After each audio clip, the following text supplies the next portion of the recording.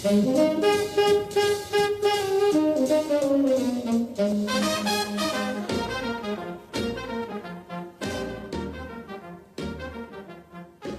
podcast is an invitation to feel and experience the souls of famous old Hollywood homes and to have an in-depth journey to the areas where they're located through interviews with longtime residents. Either you're a fan of old Hollywood in Los Angeles, planning to have a vacation, or, an even bigger step, considering a certain area for your future home. This is your opportunity to receive valuable information and insightful advice you won't find anywhere else.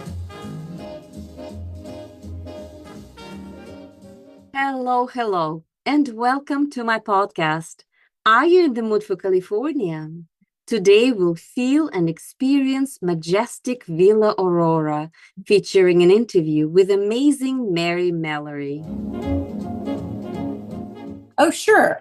So the LA Times got involved with several real estate developments or architects in general over time to create basically fancy like architectural homes, open homes, where architects could show their work and show like homes, upper class or upper middle class readers and things of the future. Mm-hmm. And so in 1926, this area had been opened by developers around it called Miramar Estates. And at that time, Pacific Palisades was not the place like it is now. It was still sort of rural, out in the boonies, dirt roads. Of course, great views because there were so few people out there and all that. And they were intending to build, and they did, a lot of beautiful Mediterranean-inspired estates.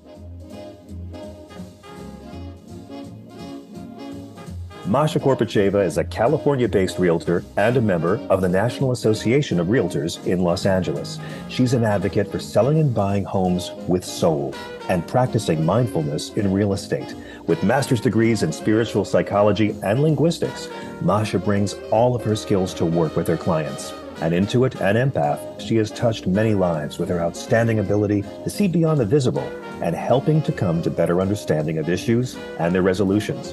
An adventurous world traveler, from climbing Mount Kilimanjaro in Tanzania to exploring the Galapagos Islands, Masha has a particular passion for the City of Angels. Having landed in this paradise and adopted it as her home, she's been sharing old Hollywood stories since 2007.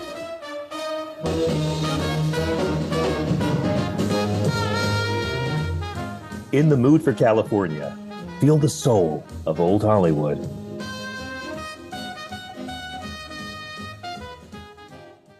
And now, are you ready to experience Villa Aurora?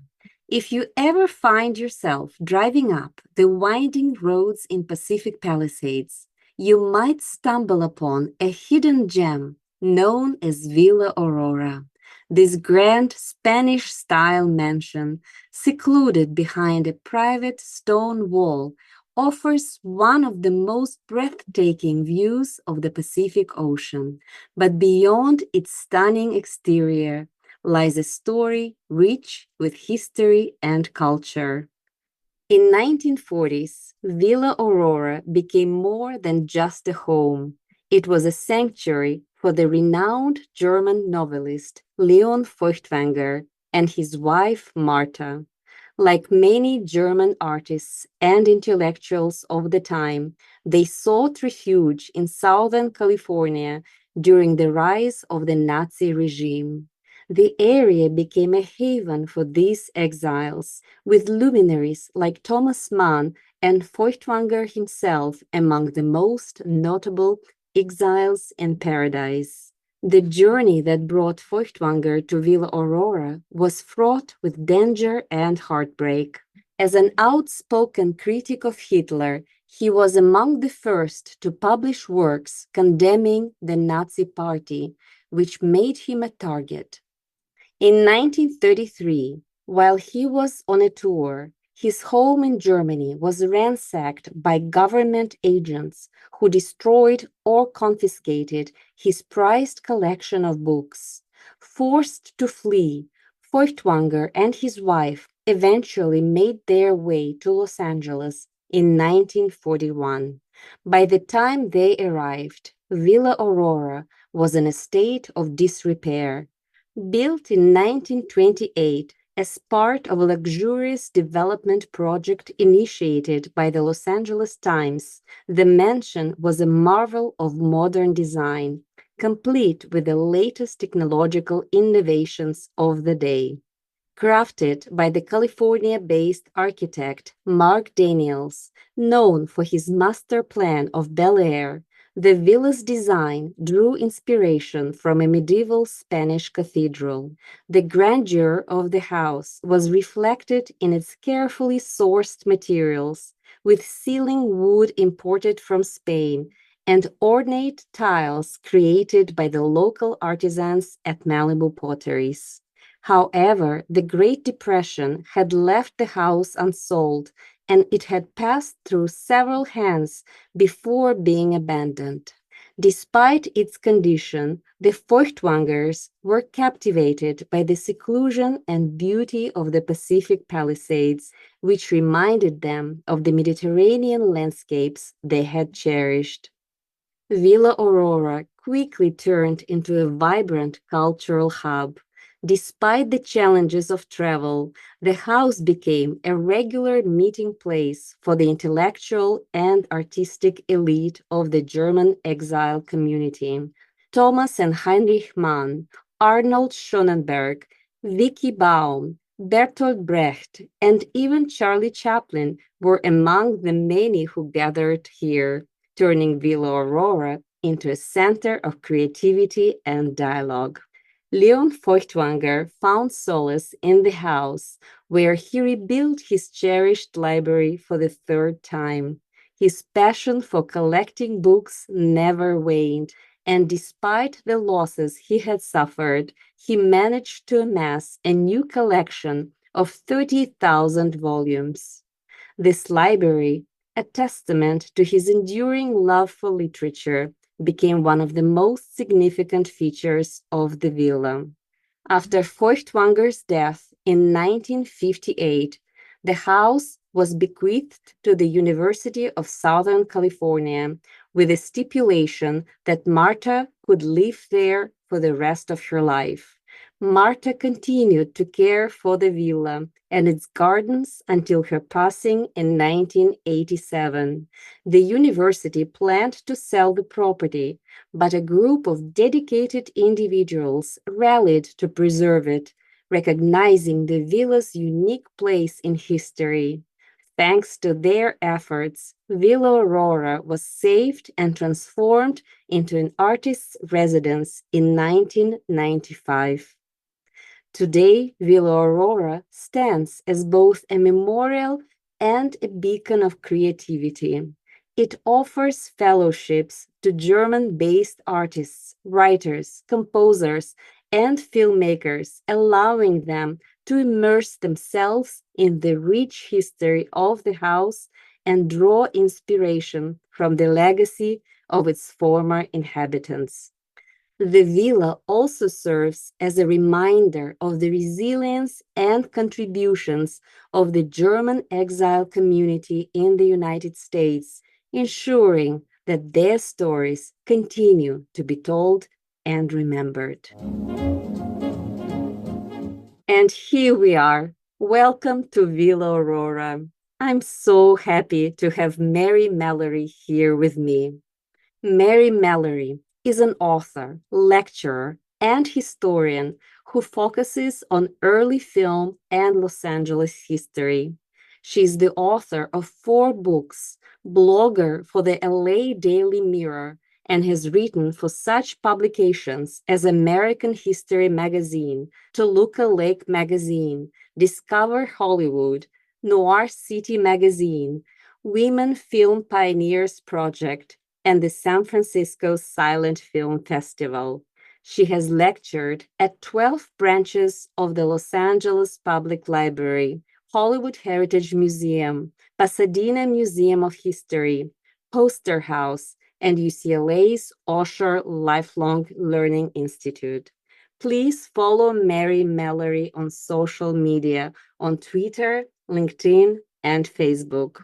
Mary will share with us some very interesting facts about majestic Villa Aurora. Hello, Mary. Hi, Maria.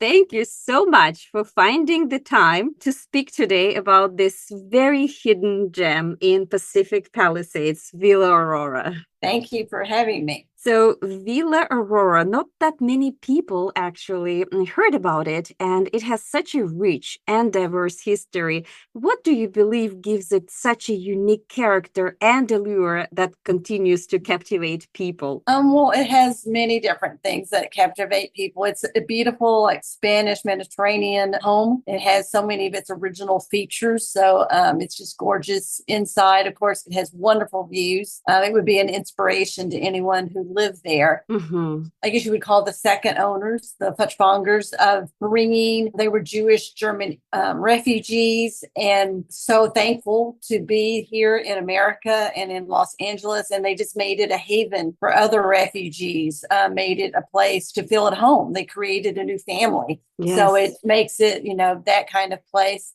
And then later on, as it is now, it is an artist residence. Mm-hmm.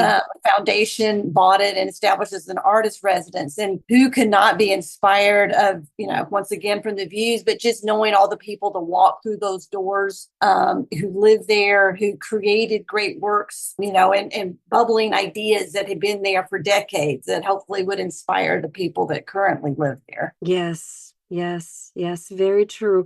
And the origin of Villa Aurora is also very interesting. Could you please share it a little bit? Oh, sure.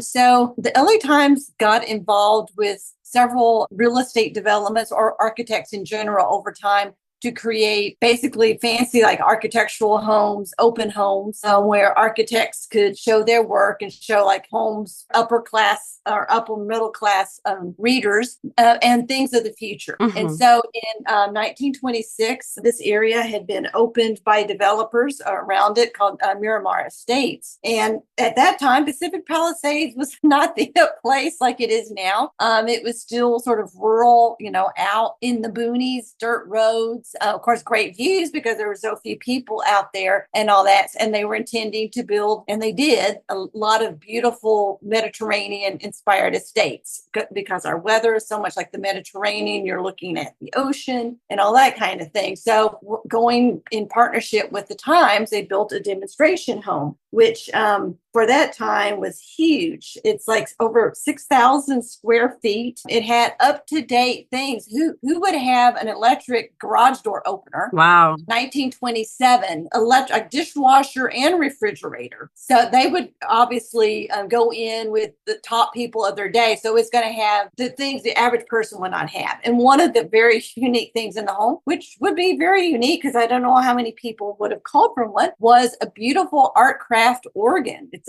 a beautiful ranked organ like that would have been in small theaters and small movie theaters that was installed in the home. Incredible. Yes. And then, of course, being a Mediterranean, a Spanish revival home, it's got all the beautiful arches, patios, painted beam ceilings, the wood floors, the beautiful vintage tile throughout. So it had all these beautiful elements. So it was open. Anyone could go tour on the weekends, see all this great stuff. Unfortunately, it did not bring a buyer. One of the developers eventually bought it in the Depression because the price obviously had dropped so much. Now the Depression, they're trying to sell, and he was having problems and had to give it up. But it did make it start as a demonstration home. So there's all these stories about it in the LA Times, in 1927, explaining all its beautiful features, its views, and all that kind of thing. Right. Well, do you know if there are any elements from that era that are still present in the villa today? Oh, yes. Virtually everything in that period still survives. I mean, that the sad thing now in so many beautiful neighborhoods all around Los Angeles, people are buying vintage homes to rip out the vintage tile or make open floor plans of French Tudors, Spanish revival. But this one still has the exact original, layout that it had, all the painted beam ceilings, the wood floors, the vintage tile, which is one of my favorite things in homes of these period. Those things are all still there. The beautiful architectural elements you would have inside the alcoves, the beautiful little arch hidden area where they put the organ, the fireplaces. It's got, it is, very authentic to its day. Very, very beautiful. So you already mentioned the Feuchtwangers. So Leon and Martha Feuchtwanger, they played a crucial role in Villa Aurora's second life. And so basically, Villa Aurora was transformed from a demonstration home to a refuge, as you mentioned, for German Jewish expatriates. And maybe you can share what were some of the most significant contributions that the Feuchtwangers made to the villa and its legacy. Oh, yes. Well, I mean, it's sort of appropriate that they helped bring it back to life because in many ways, the home was in desperate need, was sort of sitting there, almost abandoned, desperate shape, looking for something to happen. And they obviously were. They were Jewish German refugees, had endured so much. He was one of the great scholar, artists, journalists, essayists, theater reviewers of the time, helped start Der Spiegel.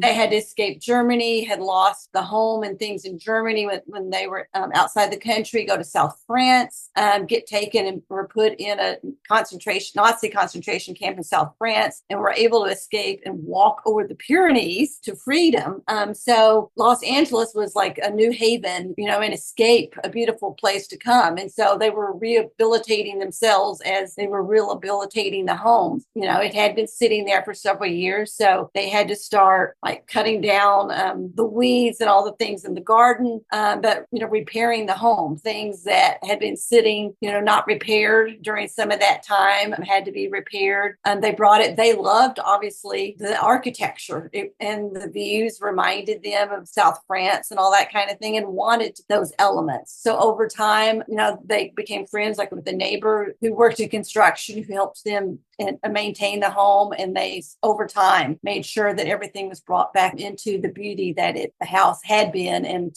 could continue to be.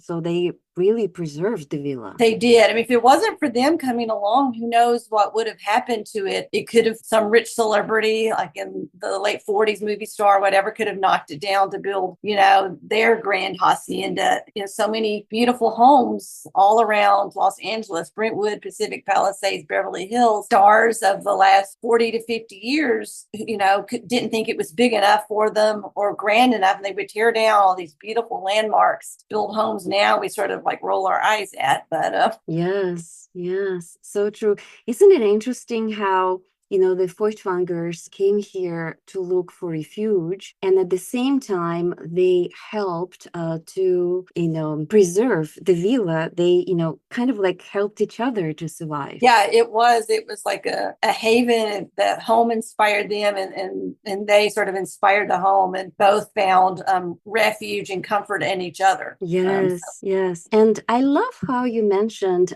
in your article that some people have several lives, and so do homes have several lives. Once in a while that happens, and Villa Aurora has very distinctive 3 lives. So one life as a demonstration home, then it became this incredible refuge for the Feuchtwangers, and now it is living its 3rd life, and it is a residency for artists, and it's just absolutely remarkable. Do you know any stories maybe that you could share or anecdotes that maybe highlight these transitions? Not specifically, but I mean, the second period is what really inspired me. I mean, not only did the home become a refuge to the Feuchtwangers, but they realized there were so many refugees coming over who had left everything behind.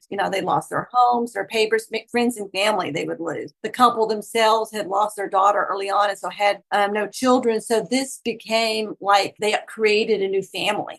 So all of these people who maybe these were the only people they knew or just a very few people. So you had a built-in family so you could support and love and encourage each other. And so many of them coming through, not only having to come to a brand new place they had maybe never been before with a different language, trying to fit in, many like trying to get into maybe the film industry. There were other German immigrants who'd come over earlier who could help them in that regard, but trying to fit in women. And so many people that came through that home and the salons that the Furtwänglers would have. Even Charlie Chaplin, he and his brother were long estranged from their dad from the time they were teens. They had to institutionalize their mother. So they had very little family. So it was like people looking to create a family. And so that home became, it's very comfortable and warm when you're inside. So it would have been a wonderful place to be inspired to, make a new beginning in. And so I think that's definitely what it became. Yes, yes. And it is so true that,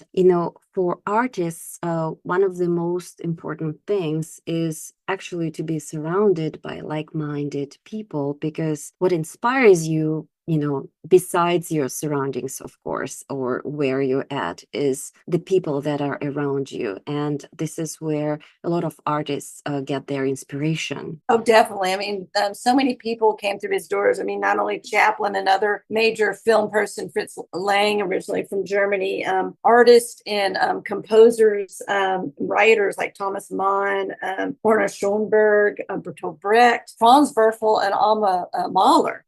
So there would have been so many ideas percolating in there from, the art and literature and politics and philosophy, all just coming alive up between the old world and the new world and blending them together. Of course, sadly, many of them were considered leftists later in the 40s by the American government. And so the Furtwänglers and some of these others would go through periods of being watched by the government and considered leftists because of their politics. But so many of them were inspired and went on to do interesting work either here in Los Angeles or after they went back to Europe after coming and being here and being in the Villa Aurora.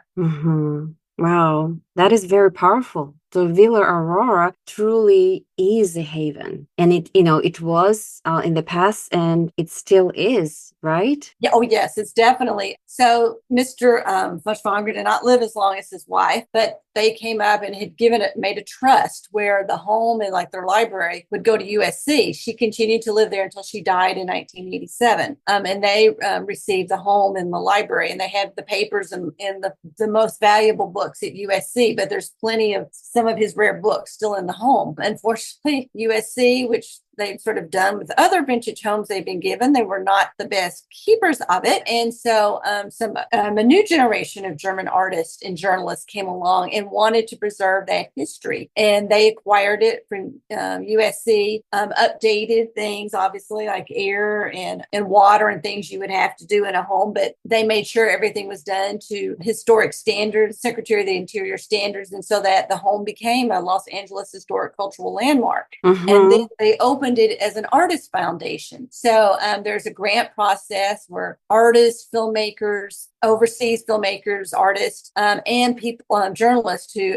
maybe do not have the right to be as freely open as they would like. They are, censored or other things in their countries to come and to work on, during their grant period on new works while they live at the home. Oh, interesting. So do you know how many artists can the Villa house at the same time? I'm not exactly sure how many. I mean, obviously it's a large home, but they're able to bring their families too. So obviously that would take up space. But, 6,000 square feet, that there would be several, bedrooms and wings that artists could come and live, because they get a living, like a stipend while they are there, the grant money, the money to come to the United States, and money to bring their families over as well. Wow, what an honorable cause, for the artists. And then they continue the foundation to open the home. Like some of these artists are artists in residence, and other people, they do have cultural events,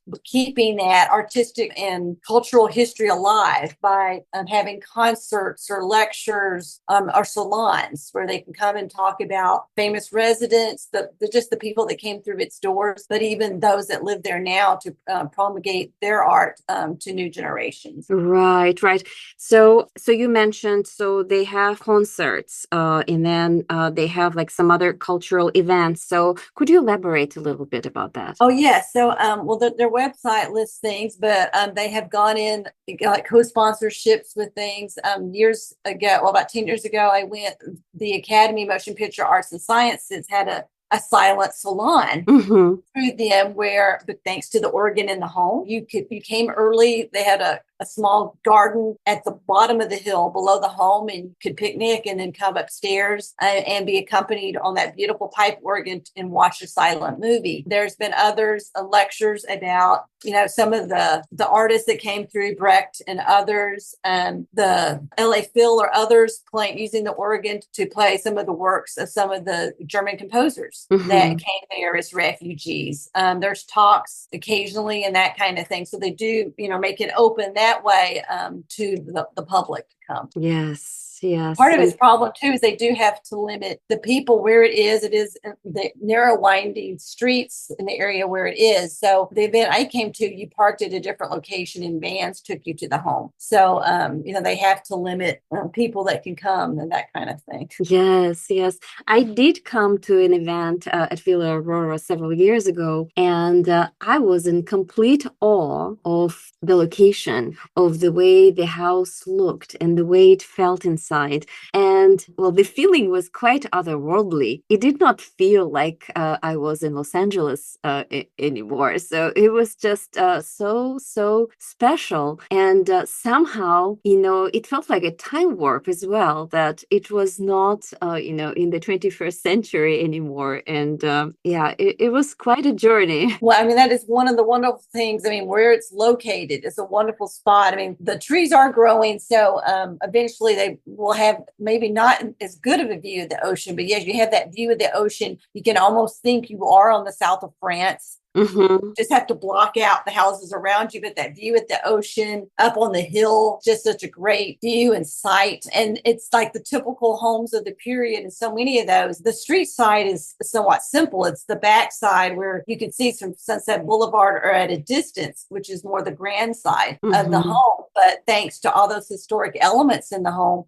yes, you could just go in and feel like you're back like in late 20s LA or maybe late 20s Southern France. On a beautiful Mediterranean day with its breeze and the sun and spring flowers around you. Yes.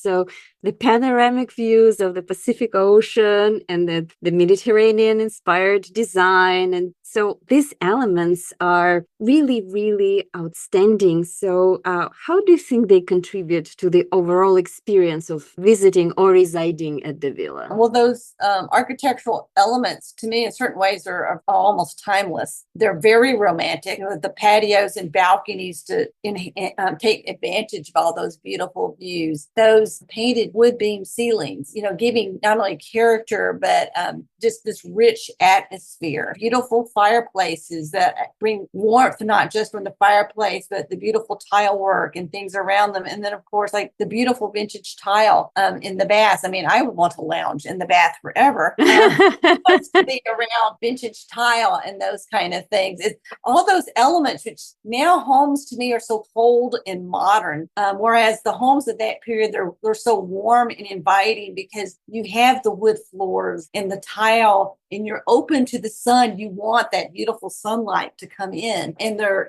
gracious. It's just a gracious, warm, inviting feeling. It just makes you feel so much at home. Yes, very true. And I think artists are the kind of people that look for this feeling of belonging, look for the home, where we all came from. And, their search is way more poignant than the rest of us, we just work, right? And maybe take a vacation and that's it. But the artists are the kind of people that have this feeling of longing way more prominent in their heart. And the way you have just described Villa Aurora is probably, something that helps them to tune into that feeling of belonging and be able to be inspired and to transcend this feeling into their artworks, whatever they do, either it is painting or it is poetry or writing, or it's a script for a movie, or it's a piece of music. And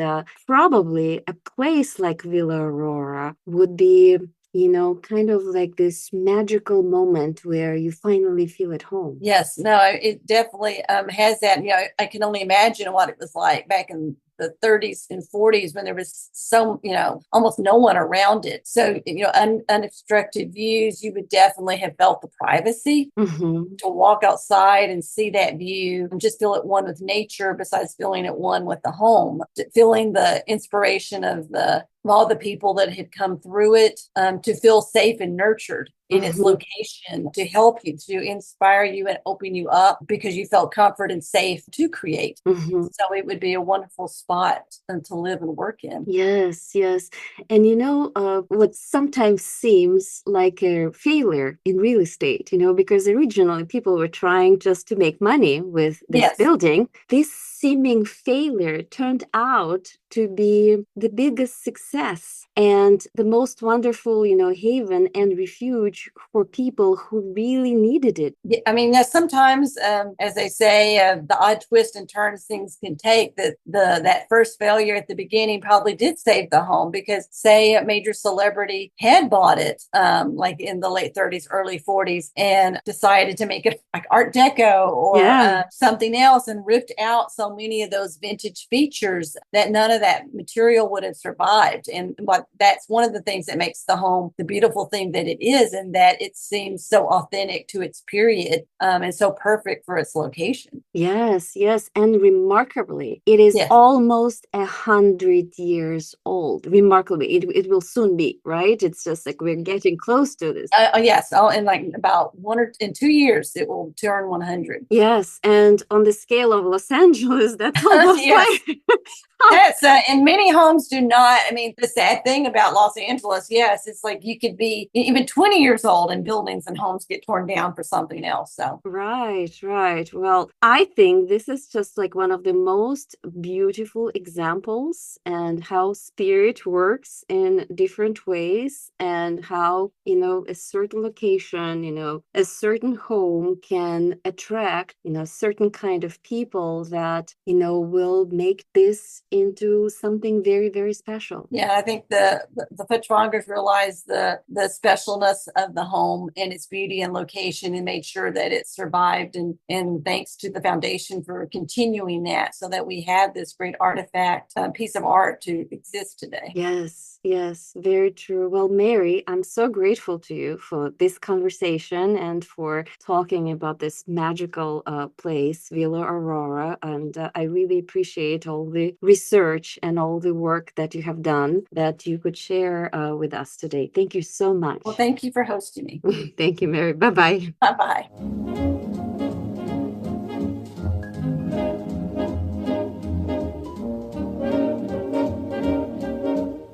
Thank you very much for tuning in to feel and experience Villa Aurora with my special guest, Mary Mallory.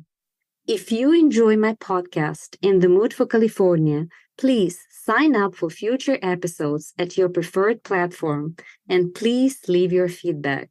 I really appreciate your time and support. You can follow me on Instagram at In the Mood for California, and check out my website, www.inthemoodforcalifornia.com. I'm a realtor with Beverly & Company Luxury Properties, and my license number is 019-78714. Selling and buying homes with soul is not just my real estate strategy. It is an intuitive and holistic approach that embraces your values, aspirations, and conscious intentions. If you want to discover the power of mindfulness in your real estate journey with my compassionate guidance, I'm here for you. In the next episode, we'll explore the vibrant life of Nat King Cole and his journey in Los Angeles. Get ready for an inspiring dive into his incredible story and the legacy he left behind in the City of Angels. I can't wait to share this adventure with you. See you then.